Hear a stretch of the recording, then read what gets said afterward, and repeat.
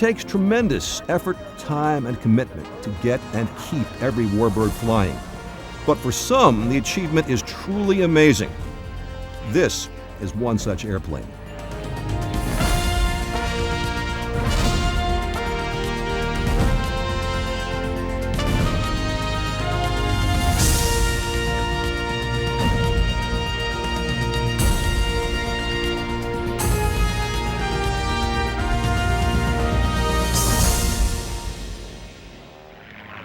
The majestic Lockheed P-38 Lightning flying at AirVenture is impressive even before you know her story. But wait, this is Glacier Girl, and the story is the reason for her name.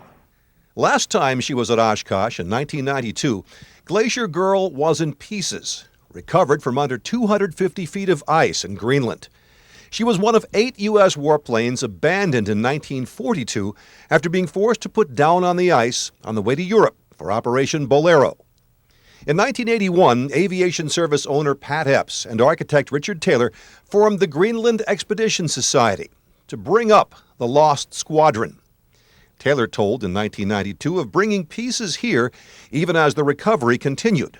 This was loaded up last Monday from the ice cap and flown directly here to Oshkosh.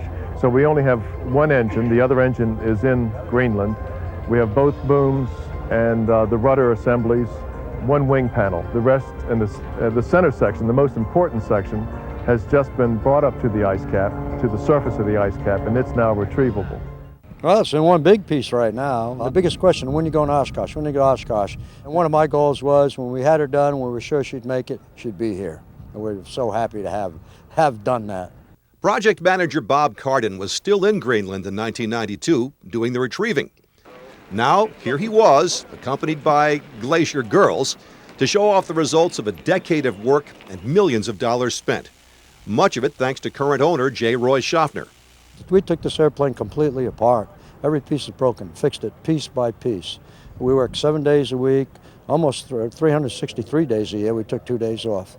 Cardin recruited Steve Hinton to fly Glacier Girl. It flies like it looks. It's a beautiful airplane. Big, it's smooth, powerful, a really good experience. It's an American story, you know. Where else could people do this? It's an adventure. They go out and discover something, find it, pull it out, restore it, and make it fly again, return it. You know, I mean, what a great story. She drew 20,000 when she returned to the air in Middlesboro, Kentucky in 2002.